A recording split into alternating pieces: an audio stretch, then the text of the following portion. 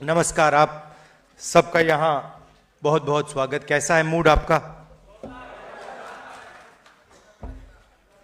और जो हमारे एक्स सर्विसमैन के डिपार्टमेंट हैं, कांग्रेस पार्टी के जो इंचार्ज हैं, आपका भी यहाँ स्वागत। सबसे पहले शुरुआत में ही मैं आपको कहना चाहता हूँ कि हमने अपने मैनिफेस्टो में साफ लिख दिया है कि अग्निवीर स्कीम को हम रद्द कर देंगे, खत्म कर देंगे। अब मैं जानता हूं कि आप ताली बजा रहे हो, बट आपका नुकसान तो हो गया है। एक प्रकार से आपको तो चोट लग गई है और आपने एक सपना देखा था, आर्मी में जाने का सपना देखा था, देशभक्ति का सपना था। वो सपना अभी पूरा नहीं हुआ है। तो मेरी सोच है, जो 1,50,000 हमारे युवा हैं जिन्होंने आर्मी की पूरी प्रोसेस कंप्लीट की थी, अपनी जिंदगी के साल दिए, रनिंग की, वेट ट्रेनिंग की, अपनी स्ट्रेंथ बढ़ाई, उनको कोई ना कोई कॉम्पनसेशन तो मिलना ही चाहिए, कोई ना कोई रास्ता उनके लिए निकलना चाहिए। तो ये अब वो क्या रास्ता होगा, वो सरकार में आने के बाद हम उसको थोड़ा एनालाइज करेंगे। मगर मेरी सोच है कि ये जो 1,50,000 युवा हैं जिनको आर्मी ने एक्सेप्ट किया था, इनको कोई ना कोई कॉम्पनसेशन तो मिलनी ही पड़ेगी। देखिए, अग्निवीर स्कीम जो है वो एक्चुअली इंडियन आर्मी का स्कीम नहीं है। जब हमने थोड़ी गहराई में पता लगाया तो जब ये स्कीम बनाया गया, ये स्कीम आर्मी के लोगों ने नहीं बनाया है। जैसे नोटबंदी हुई थी, जहां फाइनेंस मिनिस्टर से नहीं पूछा गया, आरबीआई से नहीं पूछा गया, सीधा बाईपास कर दिया गया, पूरा सिस्टम बाईपास कर दिया गया। वैसे ही अग्निवीर स्कीम को बनाने में पूरा सिस्टम बाईपास कर दिया गया। यह प्रधानमंत्री के ऑफिस में डिसीजन लिया गया, एनएसए ने डिसीजन लिया, नेशनल सिक्योरिटी एडवाइजर ने डिसीजन लिया, आर्मी से नहीं पूछा, बाकी फोर्सेस से नहीं पूछा।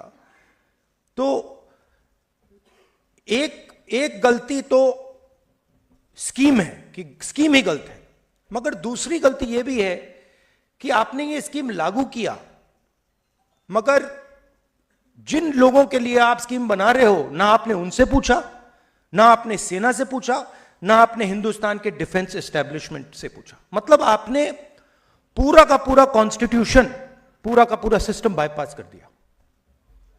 तो ये मेरे मुताबिक दो प्रॉब्लम्स हैं। अभी चुनाव हो रहा है और कॉन्स्टिट्यूशन पर, संविधान पर पूरे फुल अटैक किया जा रहा है। हिंदुस्तान में 15% दलितों की आबादी है, ठीक है, 8% आदिवासियों की है। आप जानते हो पिछड़े वर्ग के कितने लोग हैं हिंदुस्तान में? यहां पे पिछड़े वर्ग के लोग हैं ना, है ना? आप जानते हो आपकी आबादी कितनी है?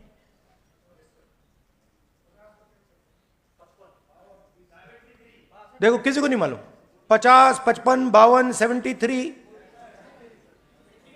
85, 76, 64, मतलब जो भी नंबर निकालने निकाल लो। बट ये बहुत बड़ी प्रॉब्लम है, क्योंकि दलितों को मालूम है, आदिवासियों को मालूम है, मगर जो हिंदुस्तान का सबसे बड़ा वर्ग है, जो इस देश को बनाता है, चलाता है, उसको यही नहीं मालूम उसकी आबादी कितनी है। अब आप कहोगे तो क्या हुआ? जवाब देता हूं। आप नेशनल मीडिया देखिए, नेशनल मीडिया पूरा नैरेटिव बनाता है। मीडिया में आपको अग्निवीर के बारे में तो कुछ नहीं दिख रहा ना, मीडिया में आता है अग्निवीर? कहीं नहीं आता ना। 1,50,000 लोगों को नुकसान हुआ है, मगर कहीं नहीं आता। आपको मालूम है क्यों नहीं आता है? मीडिया आपका नहीं है। मीडिया में ना एक दलित है, ना एक आदिवासी है, ना एक पिछड़े वर्ग का व्यक्ति है, ना एक गरीब जनरल कास्ट का व्यक्ति है। 2-3% का मीडिया है, और जो हिंदुस्तान के बड़े बड़े अरबपति चाहते हैं वो मीडिया में आता है। तो मीडिया में आपकी कोई भागीदारी नहीं है, इसलिए आपकी आवाज कोई नहीं सुन रहा। आपका उसमें कोई है ही नहीं। कॉर्पोरेट इंडिया को देखिए, 200 सबसे बड़ी कंपनियां, जहां आप शायद जॉब ढूंढने की कोशिश करोगे, उनकी लिस्ट निकालिए, उनके मालिकों की लिस्ट निकालिए, उनमें आपको एक पिछड़ा नहीं मिलेगा, एक दलित नहीं मिलेगा, एक आदिवासी नहीं मिलेगा, एक गरीब जनरल कास्ट का नहीं मिलेगा। अरबों रुपए उनको दिए जाते हैं। 16 लाख करोड़ रुपए उनका कर्जा माफ किया गया है। आप जीएसटी देते हो ना? जीएसटी देते हो ना? ये आपने शर्ट पहनी है, कितने की खरीदी आपने? हाँ, ये आप 28% जीएसटी। आप ज्यादा जीएसटी देते हो, अदानी ज्यादा देता है? जितनी आप देते हो उतनी वो देता है। अगर वो शर्ट खरीदेगा, आप 28 दोगे तो वो भी 28 देगा, आप भी 28 दोगे। जीएसटी एक जैसे दे रहे हो, पूरा का पूरा पैसा उनको जा रहा है, आपको 1 रुपया नहीं। आपका कभी कर्जा माफ हुआ है? कभी नहीं। आपके पिता का कर्जा माफ हुआ है? आपके किसी रिश्तेदार का कर्जा माफ हुआ है? नहीं। अदानी जी का 22 अरबपतियों का 16 लाख करोड़ रुपया माफ हुआ है। 16 लाख मतलब, बात समझो, 24 साल का मनरेगा का पैसा उनका माफ हुआ है। अब मैं ये सवाल पूछ रहा हूं कि अगर उनका हो सकता है, तो ये जो युवा हैं जो अग्निवीर के लिए मतलब लाइन लगा रहे हैं, सेना में जाने के लिए लाइन लगा रहे हैं, या शिक्षा में कॉलेज यूनिवर्सिटी में पढ़ना, उनका क्यों नहीं हो रहा? मतलब आपकी क्या गलती है? आपने क्या किया? क्यों? क्योंकि आपकी भागीदारी नहीं है। आप ना मीडिया में हो, ना कॉर्पोरेट इंडिया में हो, ना स्कूल कॉलेजेस चलाते हो, ना सरकारें चलाते हो। आपको वो फोन दे देते हैं। इंस्टाग्राम यूज करते हो आप लोग? देखते हो ना इंस्टाग्राम? आप लोग इंस्टाग्राम पे हो, रील देख रहे हो। रील देखने से पैसा तो नहीं बन रहा ना? खर्च हो रहा है ना? तो ये मेन मुद्दा है हिंदुस्तान में, कि ये जो 90% लोग हैं, इनकी भागीदारी कितनी है? अगर कर्जा माफ हो रहा है तो 90% का कितना हो रहा है? सरकार को 90 अफसर चलाते हैं, हिंदुस्तान की सरकार को नरेंद्र मोदी जी साइन करते हैं। 90 आईएएस अफसर हिंदुस्तान की सरकार को चलाते हैं। फाइनेंस मिनिस्ट्री में है, डिफेंस मिनिस्ट्री में है। अग्निवीर का निर्णय उन्होंने लिया है। नरेंद्र मोदी जी ने अग्निवीर का डिसीजन सोचा और उन्होंने एक्शन किया।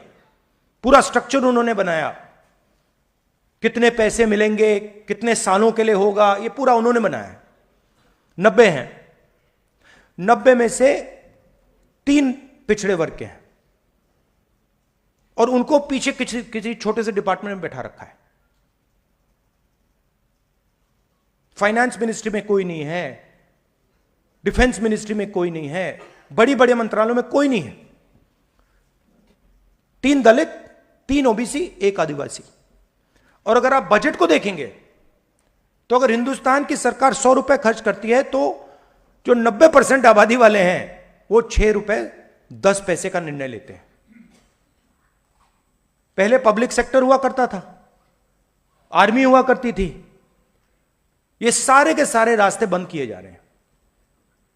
पहले ओबीसी को, दलित को, गरीब जनरल कास्ट को पब्लिक सेक्टर में नौकरी मिल जाती थी, सेना में जा सकते थे,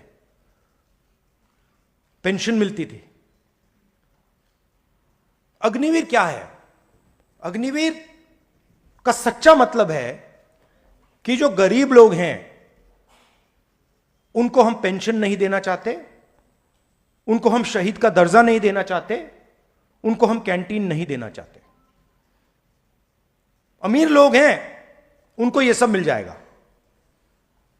मगर जो जवान हैं, जो शहीद होने के लिए तैयार है, वो दो तरीके के बन रहे हैं। एक अग्निवीर, उसको गोली लगेगी तो आप उसको कहेंगे भैया आप तो शहीद ही नहीं हो, आपको कुछ नहीं मिलने वाला, आप मर जाओ, हमें कोई फर्क नहीं पड़ता। और नॉर्मल जवान जिसको कहेंगे हाँ भैया आपको मतलब पेंशन मिलेगी, आपको शहीद का दर्जा मिलेगा। तो आप सोचिए चाइना से युद्ध होगा, एक अग्निवीर और एक नॉर्मल जवान लड़ रहा होगा। अग्निवीर क्या सोचेगा? अग्निवीर सोचेगा भैया अगर मुझे कुछ हो गया तो मेरी परिवार की कोई देखभाल नहीं करेगा, और अगर इसका कुछ हुआ तो इसकी पूरी रक्षा होगी, इसकी पेंशन मिलेगी, इसके परिवार की रक्षा होगी। तो आर्मी का मोराल तो आपने वहीं खत्म कर दिया, आर्मी में फूट वहीं डाल दिया आपने। तो इसलिए हम अग्निवीर को खत्म करने जा रहे हैं। और मैं चाहता हूं कि आप थोड़ा पॉलिटिकली सोचिए, पॉलिटिकली एक्टिवेट होइए। आप 90% में से हो, आपकी शक्ति है, आप शक्ति अपनी पहचानो। मैं हैरान हो गया कि 1,50,000 अग्निवीर हैं, एक्स अग्निवीर, सॉरी, जिनको मतलब आर्मी ने एक्सेप्ट किया था उनको फिर बाहर निकाल दिया, पेंडिंग। बट मैं आपको सच बताऊं, जितनी आपकी आवाज होनी चाहिए उतनी आपकी आवाज नहीं थी। यह रियलिटी है। अब उसका कारण है कि मीडिया भी आपके खिलाफ, कॉर्पोरेट इंडिया भी आपके खिलाफ, सरकार आपको धमका रही है, शासन धमका रहा है, फोटो ले रहे हैं, कह रहे हैं जॉब नहीं मिलेगी, वो सब है। मगर 1,50,000 लोगों में शक्ति भी बहुत है। वही तो पाकिस्तानी, खालिस्तानी, वो सब। और आपके अंदर देशभक्ति का सच्ची आग है, आपके अंदर है, और आपको वो आतंकवादी कह रहे हैं। और पूरा मीडिया कह रहा है, वो पूरा का पूरा मीडिया कह रहा है, वो किसानों को कह रहे हैं, आपको कह रहे हैं। तो ये इसलिए मैं चाहता हूं कि हम एक साथ काम करें, और अगर हम आपकी मदद कर सकें, आपको आपके लिए एक आर्मी में रास्ता बना सके, तो हम पूरी कोशिश करके आपके लिए रास्ता बनाएंगे। अब आपके कोई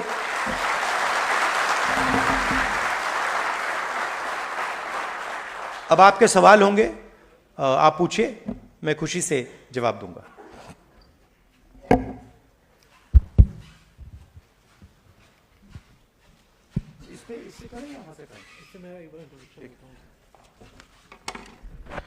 एक तो राहुल जी, जो आज ये हमारे तमाम छात्र और स्टूडेंट्स, यंगस्टर दोस्त मेरे आए हुए हैं, ये अपने अपने ज़िलों में अग्निवीर को लेके बहुत बड़ी लंबे समय से लड़ाई लड़ रहे हैं। कुछ ऐसे भी छात्र मुझे आज भी मिले और गाँव में भी मिले कि जिनके ऊपर बहुत गंभीर मुकदमे भी दर्ज कर दिए सरकार ने, जब इन्होंने इसको लेकर प्रोटेस्ट करना शुरू करा। आज काफ़ी लगभग जितने छात्र आए सबके कुछ ना कुछ सवाल थे, लेकिन हमने एक फॉर्मेट बनाया है, जो मैं आपको भी एक फॉर्म दूंगा, कि हमने एक फॉर्म फिल कराया था ये आज।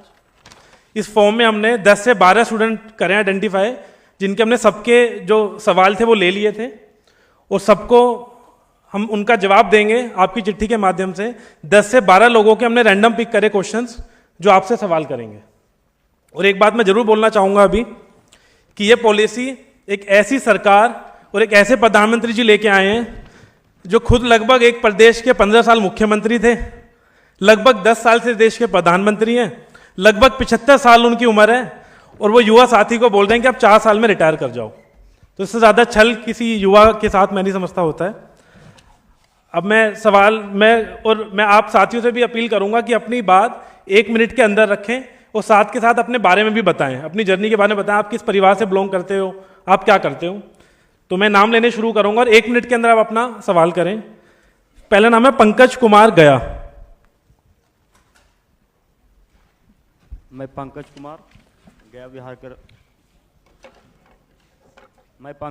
गया बिहार के रहने वाला हूं, और मैं अम्बेडकर जाति, अति पिछड़ा जाति से बिलोंग करता हूं।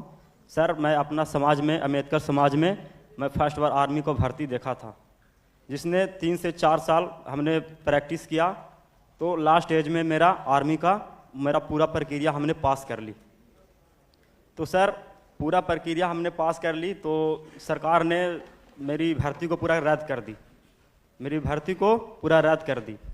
तो पढ़ाई लिखाई के लिए तो सर पैसा की भी ज़रूरत होती है, तो हमने माँ का भी गहना गिरवी रखा, खेत भी इजारा धरा सर।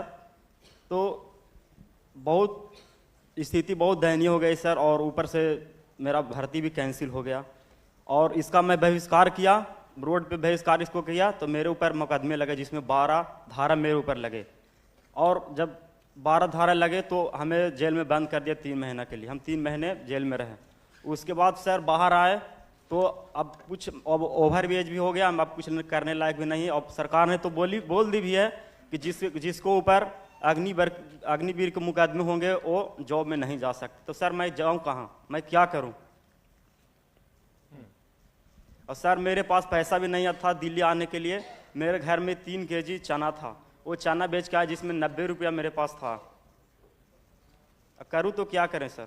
तो मैं आपको, हमारे मैनिफेस्टो में हम एक नई योजना लाए हैं। जी सर। शायद वो आप जैसे युवाओं के लिए ही डिजाइन्ड है। उसको हम कहते हैं पहली नौकरी पक्की। मनरेगा में रोजगार का अधिकार मिलता है, मजदूरी का अधिकार, मजदूरी करने के लिए सरकार अधिकार देती है। अब हम पहली नौकरी का अधिकार हिंदुस्तान के युवाओं को देने जा रहे हैं। तो कैसे होगा? हिंदुस्तान में ग्रेजुएट्स, कॉलेज यूनिवर्सिटी वाले, डिप्लोमा होल्डर्स को यह अधिकार मिलेगा। पब्लिक सेक्टर में, प्राइवेट सेक्टर में, सरकारी ऑफिसेज में, सरकारी अस्पतालों में, सरकारी कॉलेजेस यूनिवर्सिटीज में 1 साल की गारंटीड जॉब मिलेगी। 8,500 रुपए महीने के, 1 लाख रुपए साल के आपके बैंक अकाउंट में जाएंगे। ये अप्रेंटिसशिप का रास्ता है। एक प्रकार से 1 साल की जॉब कम ट्रेनिंग हम हिंदुस्तान के सारे बेरोजगार युवाओं के लिए अधिकार देने जा रहे हैं। तो उससे आपको जॉब मार्केट में एंट्री मिल जाएगी। सीधा सा आइडिया है। जैसे ये बड़े बड़े बिजनेस वाले होते हैं, इनके बच्चों को ये अपनी कंपनी में नौकरी दे देते हैं, उसको वो अप्रेंटिसशिप कहते हैं। 6 महीने की नौकरी होती है, 1 साल की नौकरी होती है। तो वैसे ही वही सुविधा हम हिंदुस्तान के हर बेरोजगार युवा को दे रहे हैं कि आप सरकार से अगर 1 साल की नौकरी मांगोगे, सरकार को आपको देने ही होगी। सरकार मना नहीं कर पाएगी। प्राइवेट सेक्टर में, पब्लिक सेक्टर में, अलग अलग संस्थाओं में वो नौकरी मिलेगी। 8,500 रुपए महीने के, 1 लाख रुपए साल के आपके बैंक अकाउंट में, आपकी ट्रेनिंग, और उसके बाद अगर आपने अच्छा काम किया तो वो परमानेंट जॉब आपको वहां मिल जाएगी। तो ये कांग्रेस पार्टी का एक आइडिया है। मगर देखिए, पिछले 10 सालों में जो रोजगार का सिस्टम है उसको खत्म कर दिया गया है। गलत जीएसटी लागू करके, नोटबंदी लागू करके, जो छोटे बिजनेस वाले, स्मॉल और मीडियम इंडस्ट्री वाले जॉब देते थे, उन सबको खत्म कर दिया है, और सिर्फ अदानी, अंबानी, इन लोगों को पूरा फायदा दिया है। ये लोग जॉब नहीं दे सकते। ये लोग मतलब ज्यादा से ज्यादा 1,000, 10,000, 15,000 जॉब दे सकते हैं। ये लाखों करोड़ों लोगों को रोजगार नहीं दे सकते। तो पूरे सिस्टम को थोड़ा बदलना पड़ेगा। बैंक के दरवाजे छोटी कंपनियों के लिए, स्मॉल मैन्युफैक्चरर्स के लिए, आप लोगों जैसे एंटरप्रेन्योर्स के लिए खोलना पड़ेगा। वो थोड़ा लंबा काम होगा, मगर एकदम सरकार आने के बाद हम ये अप्रेंटिसशिप का अधिकार आप सबको देने जा रहे हैं। तो ये हमारी सोच है। सेकंड क्वेश्चन, ठेकेदार राउत, कालिंदी, उड़ीसा।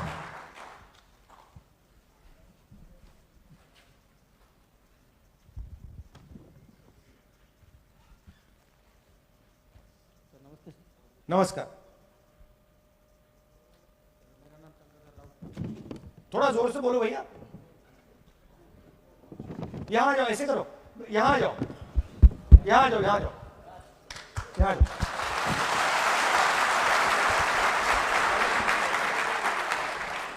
ऐसे करो, जो जिससे क्वेश्चन पूछ रहे हो उनको यहीं बुलाओ।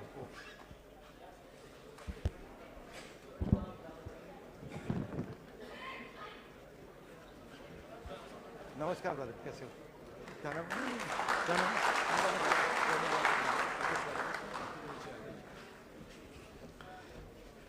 सर नमस्ते सर।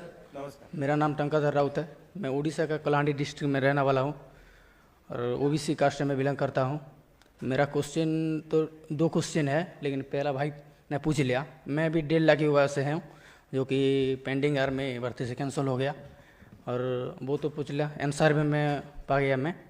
लेकिन सेकंड क्वेश्चन ये है कि जब भी वैकेंसी आती है तो जो रिजर्वेशन जो रहती है, तो गवर्नमेंट ने जानबूझ के वो वैकेंसी कम कर रही है, इसलिए कि रिजर्वेशन ना दे। तो इस बारे में मैं आपके कुछ जानना चाहता हूँ सर। जब आपकी सरकार आएगी तो इस बारे में आप काम करें या नहीं, ये मैं पूछना चाहता हूँ। तो शुरुआत में मैंने कहा कि जो 90% आबादी वाले लोग हैं, दलित, आदिवासी, पिछड़े लोग, उनको यही नहीं मालूम कि उनकी आबादी कितनी है।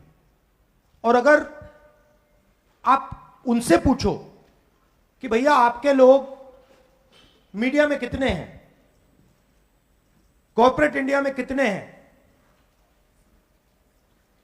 अलग अलग कंपनियों में कितने हैं, उनको मालूम ही नहीं। तो आपको अपनी भागीदारी के बारे में मालूम ही नहीं कि हिंदुस्तान का धन जो है उसका कितना भाग आपके हाथ में, आपको मालूम नहीं। अगर मैं आपसे पूछूं कि ओबीसी वर्ग के पास हिंदुस्तान का कितना धन है, आप बता सकते हो? नहीं सर, नहीं बता सकते सर।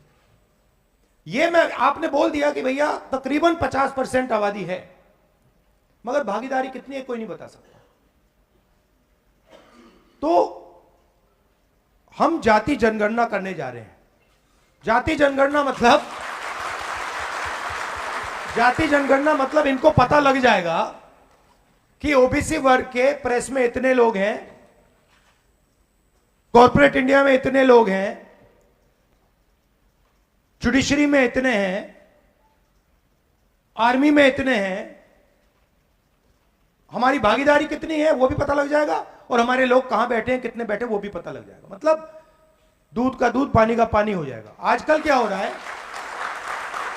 आजकल आपको आपका बेवकूफ बनाया जा रहा है।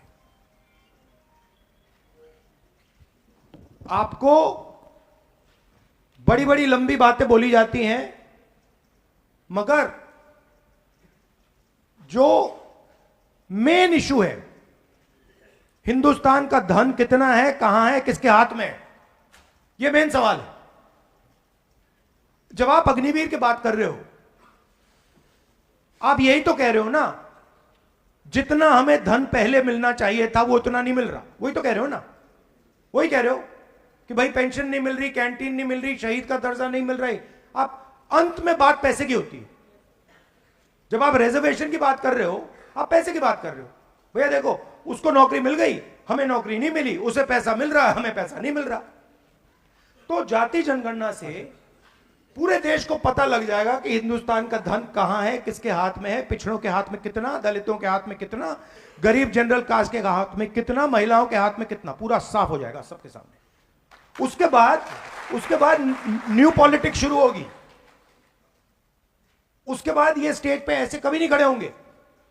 अभी ये कह रहे हैं भैया मुझे नहीं मालूम, कब कहेंगे भैया मेरे 50% लोग हैं, मेरे 2% धन है, मुझे 50% धन चाहिए।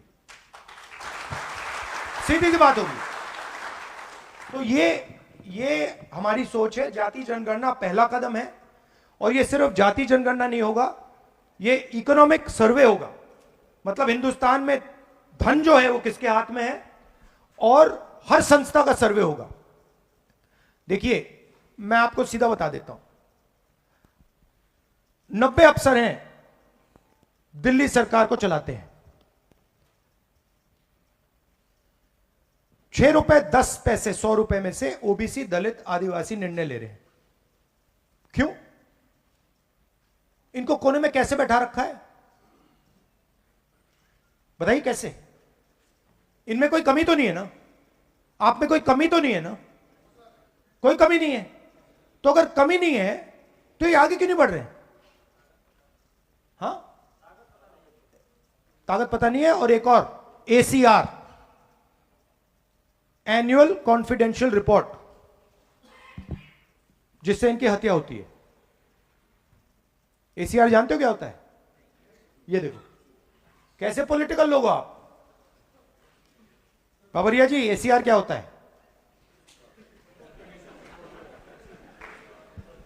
कॉन्फिडेंशियल रिपोर्ट होता है।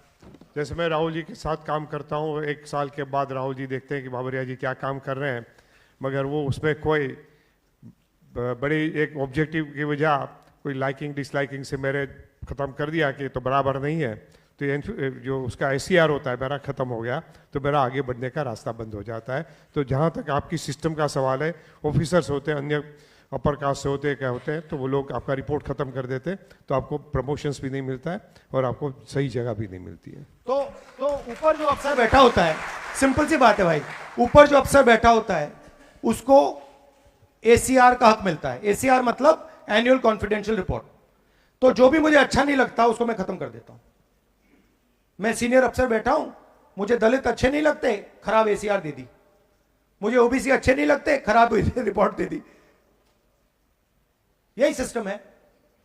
तो साउथ अफ्रीका में जो अपार्थाइड का सिस्टम था, सुना आपने? वही चल रहा है हिंदुस्तान में। 10% लोग, 5% लोग ने पूरा सिस्टम पकड़ रखा है, कैप्चर कर रखा है। और वो जो चोट लगी है आपको अग्निवीर की, वो उन्होंने मारी है। आप अग्निवीर आया क्यों? आपको चोट लगी, मुझे बताओ अग्निवीर आया क्यों? हाँ ठीक है, डिफेंस बजट कम नहीं हुआ, सही है, आधा पकड़ा आपने। डिफेंस बजट कम नहीं हुआ, डिफेंस बजट उतना ही चल रहा है। नहीं, अदानी को हथियार देने थे, सीधी सी बात है। डिफेंस बजट है इतना, भैया हमें सेना को देना है, इतना पेंशन को देना है, इतना ट्रेनिंग में देना है, इतना हथियारों के लिए देना है। अदानी को हमने डिफेंस इंडस्ट्री पकड़ानी है, हथियार उसके होंगे, पैसा हमें वहां ज्यादा डालना है, सारे के सारे इजराइल के हथियार अदानी बनाएगा। इसीलिए अगर हम अदानी के लिए पैसा बना रहे हैं तो फिर जवानों के हाथ से लो, अग्निवीर लागू करो। ये हो रहा है। तो सिस्टम को समझना है। पहले राइफल ऑर्डिनेंस फैक्ट्री बनाती थी, पहले एम्यूनिशन ऑर्डिनेंस फैक्ट्री बनाती थी, ड्रोन HAL बनाता था, एयरक्राफ्ट HAL बनाता था। राफेल डील में अदानी अनिल अंबानी को दे दिया। अनिल अंबानी ने कभी जहाज नहीं बनाया जिंदगी में, उसको उठा के दे दिया। सारी की सारी राइफल अदानी बना रहा है, सारी के सारे शेल्स कारतूस अदानी बना रहा है, ड्रोन्स अदानी बना रहा है। तो ये हो रहा है। सिंपल सा डिसीजन है, ब्यूरोक्रेट ले रहा है कि भैया अदानी को पैसा देना है, डिफेंस बजट में से अदानी को अगर पैसा देना है, कारतूस के लिए, गन्स के लिए, एम्यूनिशन के लिए पैसा देना है, तो कहां से आएगा? आपकी जेब से आएगा, आपकी जेब से जा रहा है। ये जो 1,50,000 लोग हैं, 1,50,000 लोग हैं जो आपको चोट लगी है, वो अदानी ने मारी है। उस बात को समझिए आप। Thank you brother. इसके बाद पिंकू कुमार, और पिंकू कुमार के बाद जय मौर्य, वो भी आ जाए। पहले पिंकू कुमार गया। और दूसरी बात, मीडिया में आप यह बात कभी नहीं सुनोगे, क्योंकि मीडिया भी अदानी का।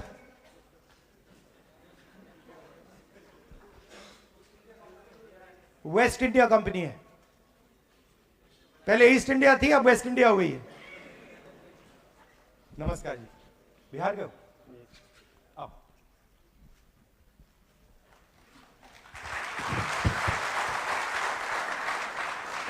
मैं पिंकू कुमार, गया बिहार से, OBC जाति।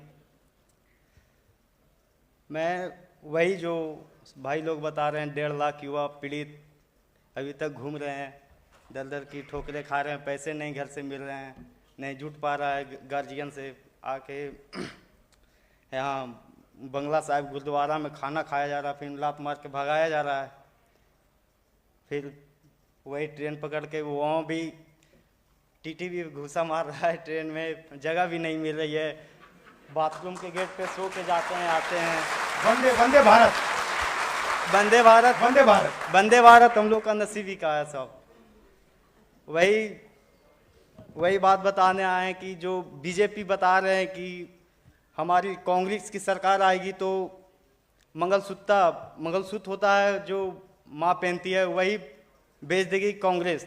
तो हमने सोचा कि हमारा जो खाया है पैसा, जो 1.5 लाख युवा का जो हम लोग गिरवी रख के पैसा पढ़ाई कर रहे थे, संस्था में दिए, माँ का गहना बेचे और खेत का गिरवी भी धर दिए हैं सर, और उसका भी संस्था में पैसा जो अति भी कर दिए हैं, अभी तक गहना भी नहीं छूट पाया है, नहीं अति भी छूट पाया है। तो और हम लोग का वही बीजेपी बता रहा था कि कांग्रेस की सरकार आएगी तो मंगलसूत्र बेच के माँ का अधिक कर लेगा। तो हमने क्या कहा कि चलो आप लोग भी तो वही किए जो हम लोग को करना था, अति कर दिए, जो पेंडिंग युवा को अधिक बेरोजगार बना दिए। और वही हम लोग को गार्जियन बोलते हैं, जो बूढ़ा लोग है वहाँ गांव घर का, जो बोले कि गांधी युग में अच्छा शिक्षित लोग आ रहे हैं, उन लोग से जाकर मिलो। तो अभिलाष भैया हम लोग के साथ यूट्यूब द्वारा हम लोग को सहारा मिला, फिर कर्नल रोहित चौधरी सर हम लोग को फिर इतना अधिक पहुँचाए हम लोगों के यहाँ तक।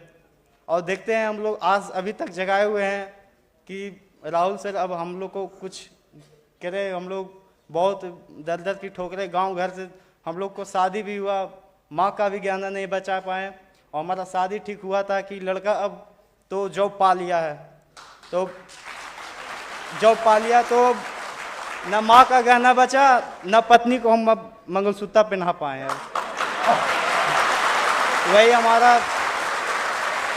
वही अब गांव से निकलते हैं तो बोलता है कि ये कौन जा रहा है, ये तो नकली फौजी है घर से का। वही सब ताने मारते हैं हम लोगों को, जो और पड़ोस तो खुश है कि हाँ चलो ये नकली फौजी यहीं, अब ये कुछ नहीं कर पाएगा। अब शादी भी नहीं हो रही है, जो लाते थे कि चलो ये लड़का फौजी बन गया, अब वो भी नहीं ला रहा है कि अब तो ये नहीं बेरोजगार हुआ है, अब वो भी नहीं आ रहा है कि हाँ ये लड़का का शादी होगा कि नहीं होगा, वो भी खत्म हो गया है।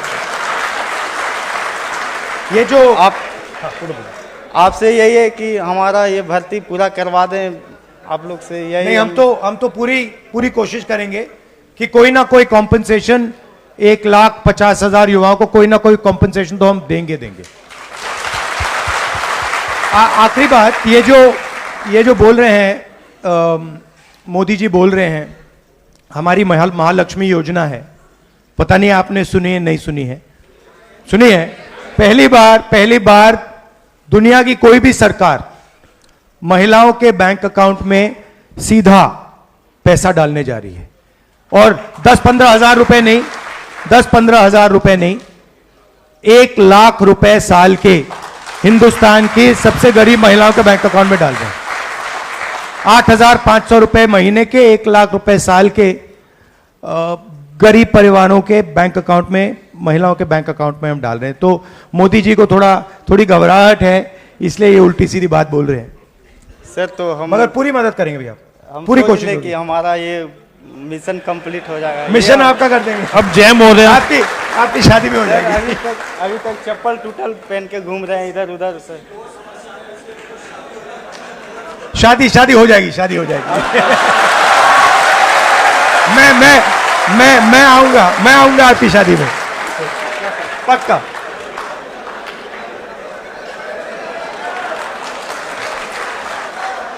नमस्कार, आपका नाम? मेरा नाम जय मौर्य है और मैं काशी हिंदू विश्वविद्यालय का मैं छात्र रहा हूँ। तो जो विश्वविद्यालय में एक राजनीति का जो माहौल रहा है तो उस पर मेरा प्रश्न है कि हमारे देश की जो आबादी है, लगभग 50% जो आबादी है वो 30 साल से कम युवाओं की है।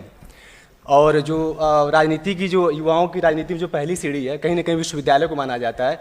परंतु ये देखा गया है कि पिछले कुछ सालों से विश्वविद्यालयों में छात्र संघ के चुनावों को बंद कर दिया गया है। तो किस तरीके से युवाओं की राजनीति में भागीदारी बढ़ेगी, इस पे आपका क्या एक्शन रहेगा और क्या चीज़ें रहेंगी? नहीं, मेरी व्यू है कि विश्वविद्यालय में इलेक्शंस होने चाहिए, राजनीति होनी चाहिए। और मेरी थिंकिंग है कि ये जो विश्वविद्यालय में इन्होंने राजनीति बंद की है, ये इसीलिए की है कि 90% जो हमारे पिछड़े वर्ग के लोग हैं, दलित हैं, आदिवासी हैं, गरीब जनरल कास्ट के लोग हैं, ये राजनीति में मतलब एग्रेसिवली ना आ पाए। तो ये तो हम इसको खत्म कर देंगे। और एक दूसरा क्वेश्चन था कि जो सक्रिय राजनीति है उसमें जो जातिगत आधार माना जाता है कि जिसकी जितनी हिस्सेदारी हो उसको उतनी भागीदारी, तो राजनीति में इसको कैसे शुरू किया जाएगा कि जिसकी जितनी हिस्सेदारी हो उसको राजनीति में उतनी जगह दी जाए? इसमें देखिए एंड में क्या होता है, एंड में जो जिसकी पकड़ होती है, अब अगर वो ओबीसी है उसकी पकड़ नहीं है तो उसका कोई मतलब नहीं है। जिसकी पकड़ होती है उन लोगों को, चाहे वो ओबीसी हो, दलित हो, पिछड़े वर्ग का हो, जनरल कास्ट का हो, जिसकी पकड़ हो, जिसकी जमीन से पकड़ हो, उसको प्रमोट करना चाहिए पार्टी में। इस बार अगर आप देखें हमारी टिकट्स में हमने बहुत ज़्यादा, पहले से बहुत ज़्यादा ओबीसी वर्ग के लोग हमने दिए हैं, आदिवासी लोग दिए हैं, दलित तो देते ही हैं। तो तुम्हारी कोशिश है, बट मुझे लगता है कि नई जेनरेशन के लोगों को आना चाहिए, आप लोगों को आना चाहिए, और हम आप लोगों के लिए जगह बनाने के लिए बिल्कुल तैयार हैं। हम रुके हुए हैं कि आप जैसे लोग आएं और हम आपको कांग्रेस पार्टी में प्रमोट करें। Thank you brother. मैं बोलूंगा नमन प्रयागराज, और साथ में ऋतु भी इधर आ जाए तो हमारे लिए थोड़ी आसानी होगी। नमन, उसके बाद Ritu Haryana. Thank you brother. ठीक है, बिल्कुल। ऋतु, नमस्कार। पहले आप।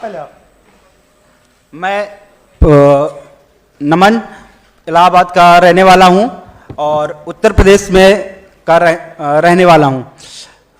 उत्तर प्रदेश में को एक दूसरे नाम से जाना जाता है, जिसको भर्ती स्कैम प्रदेश के नाम से जाना जाता है। तो सर, मैं आपसे ये सवाल करता हूं कि जो उत्तर प्रदेश का युवा है वह किसी न किसी भर्ती परीक्षा की तैयारी करता है उत्तर प्रदेश में आकर के इलाहाबाद, जिसको रोजगार फैक्ट्री के नाम से जाना जाता है। इलाहाबाद में विश्वविद्यालय है, इलाहाबाद यूनिवर्सिटी, जिसको रोजगार फैक्ट्री के नाम से भी जाना जाता है। और हर एक युवा उत्तर प्रदेश में एक नौकरी की आस से आता है, परंतु जो भी छात्र युवा वहां आकर के नौकरी की तैयारी करता है, उसको किसी न किसी भर्ती के नाम पे छला जाता है। छलावा इस प्रकार होता है कि पहले भर्ती के नाम पे आवेदन निकाले जाते हैं और आवेदन के नाम पे छात्राओं से फीस ले लिया जाता है, और आखिरी में जब चरण आता है परीक्षा देने का, तो परीक्षा देने के बाद छात्रों को बताया जाता है कि पर्चा लीक हो गया। इस तरह से एक छात्रों का एक शोषण किया जाता है। इस तरह क्या आपकी सरकार जब बनेगी तो क्या उत्तर प्रदेश में पर्चा लीक का और भर्तियों में धांधली का जो मामला उजागर होता है उत्तर प्रदेश में सबसे ज्यादा होता है, तो क्या यह बंद हो पाएगा कि नहीं? हमने मैनिफेस्टो में लिखा है कि हम एक नया कानून लाएंगे। पेपर लीक में हम दो चीजें कर रहे हैं। एक नया कानून लाएंगे, सख्त कानून होगा, जो भी ये काम करेगा उसके खिलाफ जबरदस्त हम कार्रवाई कराएंगे। और दूसरी बात, ये नया फैशन बना है कि प्राइवेट कंपनियां एग्जाम दे रही हैं, तो हम ये बंद कर देंगे और पब्लिक जो एग्जाम्स हैं ये सिर्फ सरकारी देता है। तो ये दो हमारे आइडियाज हैं। इस पे अगर आपके कोई सुझाव हैं हम उनको भी इनकॉर्पोरेट कर सकते हैं। ठीक है, थैंक यू। ऋतु,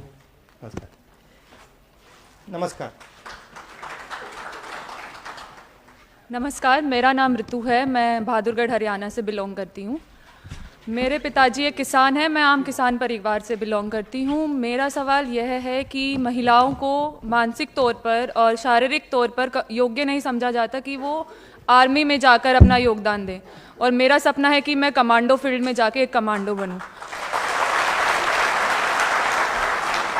और जहाँ तक बात की जाए अग्निवीर महिलाओं की, वह अपनी क्षमता को प्रदर्शित कर कर भी वापस उसी मानसिकता में उनको लौट कर आना होता है। तो मेरा सवाल आपसे यह है कि आप अग्निवीर महिलाओं के लिए और महिलाओं की भर्ती को लेकर सेना में आपकी क्या योजनाएं हैं, अगर आपकी सरकार आगे आने वाले टाइम में आती है? नहीं, देखिए, अग्निवीर को तो हम हमारे मैनिफेस्टो में लिखा है कि हम खत्म कर रहे हैं।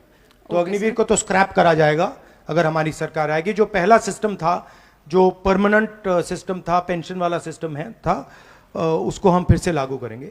जहाँ तक महिलाओं की बात है, देखिए, ये अंत में ये डिसीजन सेना का होता है, मगर मेरी पर्सनल राय है कि महिलाओं को भी सेना में एक्सेस मिलनी चाहिए और जगह मिलनी चाहिए। बट अंत में ये डिसीजन, ये सेना का डिसीजन है और ये सेना को डिसाइड करना चाहिए कि कहाँ, किस प्रकार से और कितनी महिलाओं को वो यूज कर सकते हैं। मगर मैं चाहता हूं कि ज्यादा से ज्यादा महिलाओं को सेना में, वायुसेना में, नेवी में जगह सर, लेकिन अगर देखा जाए कमांडो की भर्ती में सिर्फ 3% महिलाएं हैं जो कमांडो के लिए अप्लाई करके आगे बढ़ी हैं। उनके लिए अपॉर्चुनिटी को पहले ही बंद कर दिया जाता है, क्योंकि ये मानसिकता ऑलरेडी है समाज के अंदर कि वो शारीरिक तौर पर सशक्त नहीं है आगे बढ़ने के लिए। तो इस चीज़ को लेकर आपकी क्या राय है? आप आगे क्या करेंगे ताकि महिलाओं के लिए अपॉर्चुनिटी गेट खुल जाए? नहीं, देखिए, आजकल मॉडर्न वेपनरी के साथ शारीरिक मतलब इतना डिफरेंस, इतना असर नहीं पड़ता है। मॉडर्न वेपनरी के साथ जो काम, मतलब अगर आपने राइफल मारी, मैंने राइफल मारी, मतलब मरेगा तो दोनों से मरेगा, ये तो बात नहीं है। तो मैं इस बात को एक्सेप्ट नहीं करता हूं कि महिलाएं ये काम नहीं कर सकती हैं, कमांडो बन सकती हैं, सब कुछ कर सकती हैं। तो हम एवेन्यूज बनाएंगे और हम सेना से, पैरामिलिट्री से बात करके कोशिश करेंगे कि ज़्यादा से ज़्यादा महिलाएं आर्मी में और स्पेशल फोर्सेस में जा पाएं। धन्यवाद सर। मैनिफेस्टो में हमने लिखा है, थोड़ी सेंसिटिविटीज होती हैं, बट वो आर्मी के नॉलेज में है, तो वो उनका थोड़ा डिसीजन होता है, मगर हम जरूर उनको सजेस्ट करेंगे कि ज्यादा से ज्यादा महिलाओं को जगह दें। ठीक है, थैंक यू। इसके बाद फराज हुसैन और अभिषेक अमीरपुर आ जाएं। पहले फराज और फिर अभिषेक। फराज।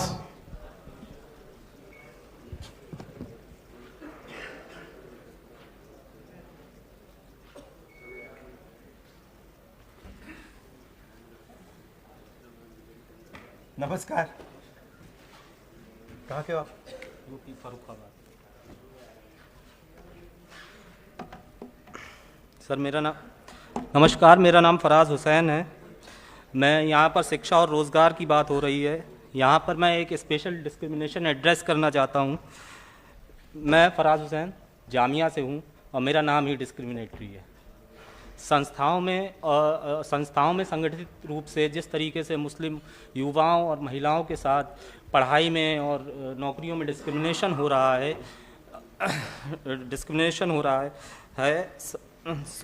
तो मुसलमानों के लिए क्या कांग्रेस का फ्रेमवर्क है? देखिए, हमारा फ्रेमवर्क कॉन्स्टिट्यूशन है और कॉन्स्टिट्यूशन में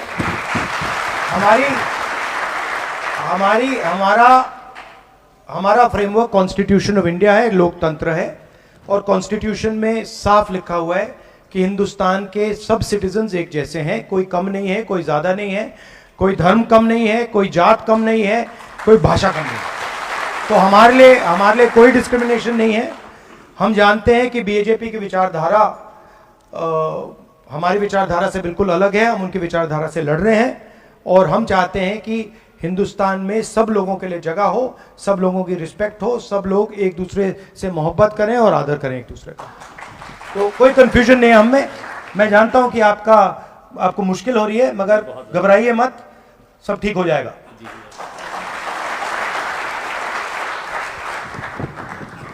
नमस्कार, कहाँ गए हो? नमस्कार सर, मेरा नाम अभिषेक है। मैं हमीरपुर हिमाचल प्रदेश का रहने वाला हूँ। सर, मैं हमीरपुर वीरभूमि से रहने वाला हूँ। वीरभूमि सर मैंने इसलिए कहा क्योंकि हमारे यहाँ पे जितने भी युवा हैं, मतलब हर दूसरे के युवा का जो सपना था वो सेना में जाने का था। मैं अपनी बात करूँ सर, तो मेरे जो दादाजी थे वो भी आर्मी से रिटायर हैं, मेरे पिताजी भी वो भी आर्मी से रिटायर थे, और मेरा जो सपना था वो भी आर्मी के जाने का था। लेकिन जब से ये अग्निवीर भर्ती आई, इसमें मतलब ये इसमें हमारा शोषण किया गया, मतलब सर क्या जाए एक तरफ से तो आप 1,50,000 जी में से हो? सर, जी सर। मतलब सर मैं बोलना चाहता हूँ कि जो हमारे साथ जो युवा थे, मतलब जो हम देखते थे, जब हम अग्निवीर से पहले की जो बात थी, तब हर ग्राउंड मतलब सुबह 4-5 बजे युवा जो था साथी था वो 4-5 बजे से मतलब सड़कों पर दौड़ना, शाम को दौड़ना, कॉलेज मतलब इनफैक्ट कॉलेज में जाना तो क्लासेस बंक करके हम ग्राउंड में जाते सर इसके करने के लिए। लेकिन जब से ये भर्ती आई, मतलब तब से जो अग्निवीर भर्ती आई, इससे युवाओं को जो थोड़ा सा जो था अग्नि भर्ती के लिए जो थोड़ा सा जब दूर होते जा रहे सर युवा इससे करके। और सर जो युवा थे वो अब जो पहले तो फिटनेस के थे आर्मी के लेकर, लेकिन अब वो युवा वही युवा जैसे आपने कहा सर कि वो इंस्टाग्राम पे ध्यान ला रहे हैं, और वही युवा जो कुछ साथी थे हमारे वो अब नशों की ओर जा रहे हैं सर। मतलब कि जो युवाओं के प्रथम जो पहले जो था कि वो युवा आर्मी के प्रति जो उनका कर्तव्य था, उनकी जो निष्ठा थी वो सर धीरे धीरे कम होती जा रही है। सर मेरा प्रश्न यह है कि सरकार का कार्य होता है कि एक उज्ज्वल भविष्य का निर्माण करना सरकार की जिम्मेदारी होती है, तो सरकार तो सर अब जो ये एक भर्ती से थी सर, इसको सर जो स्कीम थी इसको मतलब एक परमानेंट जॉब होती थी हमारी युवा किसी के भी साथी के लिए थे, सरकार ने इसको बंद करके से एक ठेके वाली भर्ती लेके हम कह सकते हैं कि ये भर्ती कर दी। तो इसके बारे में हम सर बताएं कि हम कैसे इसके करें। देखिए, जो कॉन्ट्रैक्ट लेबर होता है ना, अग्निवीर वही है। ठेकेदारी प्रथा है आर्मी में, और हम नहीं चाहते हैं कि आर्मी में ठेकेदारी प्रथा हो, तो हम उसको रद्द कर देंगे, खत्म कर देंगे, अग्निवीर को फिनिश कर देंगे। जी सर, हमारे पिताजी भी कह रहे हैं कि ये खत्म हो रही है, मतलब धीरे धीरे खत्म होगी। एक 6 महीने में कभी सर एक सैनिक बन ही नहीं सकता है, कम से कम 6 साल लगते, 3 साल लगते सैनिक बनने के लिए। तो और इसमें एक और बात है, अग्निवीर एक्चुअली आर्मी को वीकन कर रहा है, कमजोर कर रहा है, तो हम इसको बदलेंगे। 100% हमारी सरकार आएगी तो हम इसको बदल देंगे। क्योंकि वही युवा जो 24 वर्ष की आयु में जब मतलब उसको पता है कि 24-25 वर्ष में वो 3-4 साल नौकरी कर रहा है आर्मी की, वो अपना घर बनाएगा, सब कुछ करेगा।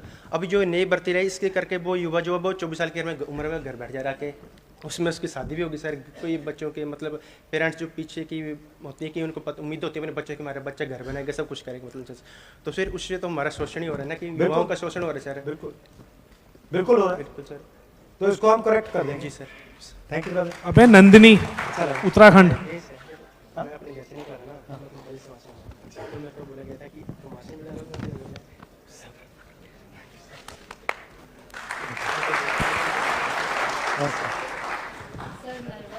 अरे नहीं आ जाओ, नर्वस नहीं होना। नमस्कार, मेरा नाम नंदिनी आर्य है। मैं एससी समाज उत्तराखंड की लड़की हूँ और सर से मेरा यही सवाल है, सर सामाजिक व आर्थिक न्याय के जो रास्ते बंद हुए हैं उनको जारी रखने के लिए आपकी क्या योजना है? सबसे पहले जाति जनगणना, जिससे हम ये पता लगाएंगे कि आबादी किसकी कितनी है, इकोनॉमिक सर्वे और हर संस्था का सर्वे, तो देश को पता लग जाएगा कि देश में धन किसके हाथ में, कितनी आबादी है, किसके पास क्या है। पहला ये कदम। दूसरा कदम महालक्ष्मी योजना, जो मैंने कहा 1 लाख रुपए हर गरीब महिला के बैंक अकाउंट में साल के, 8,500 रुपए महीने के। अप्रेंटिसशिप का अधिकार, बेरोजगार युवाओं को ट्रेनिंग, 1 साल की नौकरी और 1 लाख रुपए साल के बैंक अकाउंट में। किसानों का मिनिमम सपोर्ट प्राइस, कानूनी मिनिमम सपोर्ट प्राइस और कर्जा माफ, और मजदूरों का जो आज 250 रुपए मिलता है वो 400 रुपए मिलेगा। आशा और आंगनवाड़ी की महिलाओं को उनकी आमदनी दुगनी करेंगे। हमारी कोशिश होगी कि ये जो पूरा का पूरा अदानी जैसे लोगों की इन्होंने मदद की है, इसको एक बार मतलब हम बदलें, और जितना इन्होंने इनको फायदा दिया उतना फायदा हम आम जनता को, गरीबों को, किसानों को, मजदूरों को देने की कोशिश करें। ये है हमारा प्लान। सर जो उत्तराखंड की जो आर्थिक इकोनॉमी थी वो हमारे यहाँ से 90% तो सारे जो है सारे अग्निवीर में मतलब सेना के लिए काम करते थे। तो अभी जब से अग्निवीर आया है हमारे जो नौ युवा हैं वो बहुत डिप्रेस्ड हैं, और कई लोग जो हैं अपनी जान भी ले लेते हैं। तो इसके लिए तो अग्निवीर को तो खत्म करेंगे, पर देखिए मेन बात यह हुई है कि हिंदुस्तान में 22 लोगों को नरेंद्र मोदी जी ने पूरी मदद की है। 22 लोगों के पास उतना ही धन है जितना 70 करोड़ लोगों के पास है। तो ये करेक्शन करना है, धन को ठीक तरीके से बांटना है, किसानों को देना है, मजदूरों को देना है। तो ये हमारी कोशिश रहेगी। ठीक है, धन्यवाद, थैंक यू। अब हमने लगभग सभी क्वेश्चंस ले लिए हैं, लगभग राहुल जी सबके सवाल थे, लेकिन हमने सबके क्वेश्चंस कलेक्ट कर लिए हैं। वो हम लेटर के माध्यम से आपके जवाब देंगे सबके। नहीं, अभी ठहर जाओ भैया, सबका सवाल तो ले नहीं सकते, बोलो।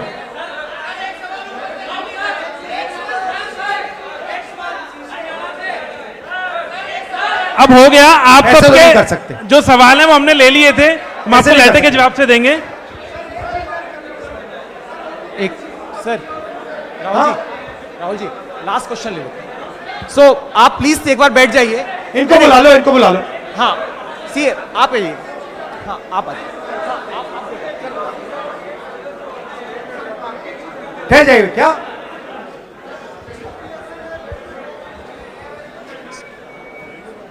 तो राहुल जी हमने ये फॉर्मेट इज इन लोगों के सवाल जवाब नहीं होंगे।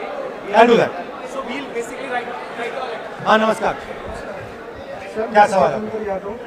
मैं सर बता दें। सर मैं जितेंद्र यादव बहरोड अलवर राजस्थान से आया हूं सर।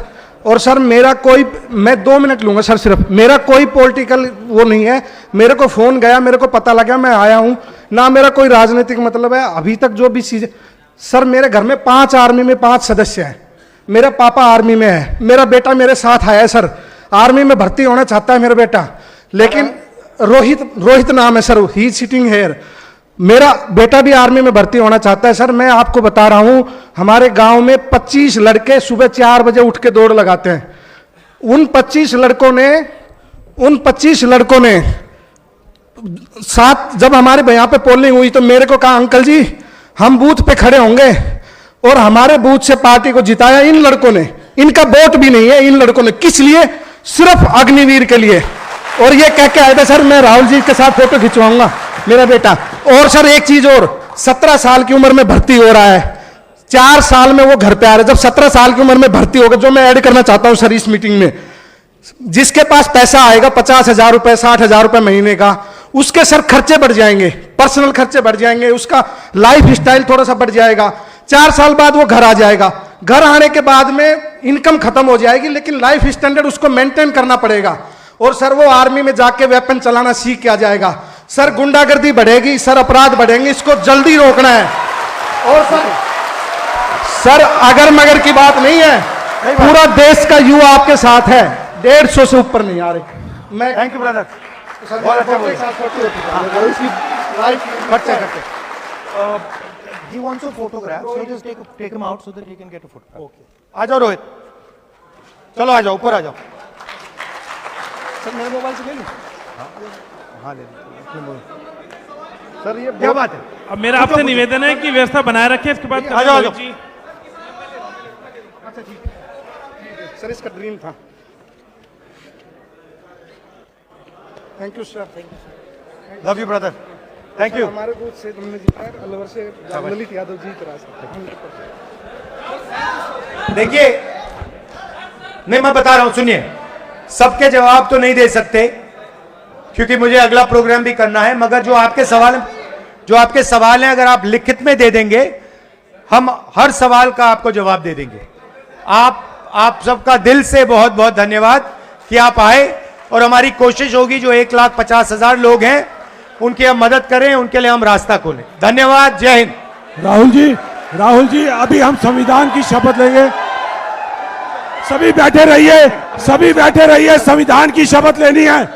सभी बैठ जाइए, संविधान की शपथ लेनी है साथियों। संविधान हम सबसे ऊपर है, संविधान की शपथ लेनी है, बैठ जाइए। राहुल जी आपसे निवेदन है, सभी लोग बैठ जाइए।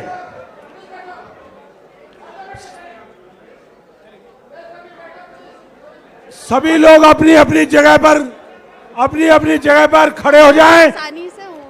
अच्छा जय हिंद साथियों। आज संविधान को बचाने की जिम्मेदारी आपके पास है। आपके साथ जननायक राहुल गांधी जी हैं और आप हमारा देश के भविष्य हैं। आपके कंधों पे बहुत बोझ है। संविधान की शपथ अपने दिल पर हाथ रख के लीजिए और मेरे साथ बोलिए। संविधान ने नागरिकों को सामाजिक, आर्थिक और राजनीतिक, मेरे साथ साथ पीछे बोलिए। संविधान ने नागरिकों को सामाजिक, आर्थिक और राजनीतिक न्याय का वायदा किया है। हम भारत के लोग स्वतंत्रता आंदोलन के मूल्यों पर आधारित देश बनाने का संकल्प लेते हैं। हम शपथ लेते हैं कि समाजवादी, धर्मनिरपेक्ष, लोकतंत्रात्मक गणराज्य बनाने के लिए प्रतिबद्ध रहेंगे। हम संविधान की मूल भावना, आत्मा प्रस्तावना की शपथ लेते हैं। व्यक्ति की गरिमा, राष्ट्र की एकता और अखंडता सुनिश्चित बनाने वाली विचार, अभिव्यक्ति, उपासना की स्वतंत्रता, अवसर की समता और बंधुता बढ़ाने के लिए सक्रिय रहेंगे। जय हिंद।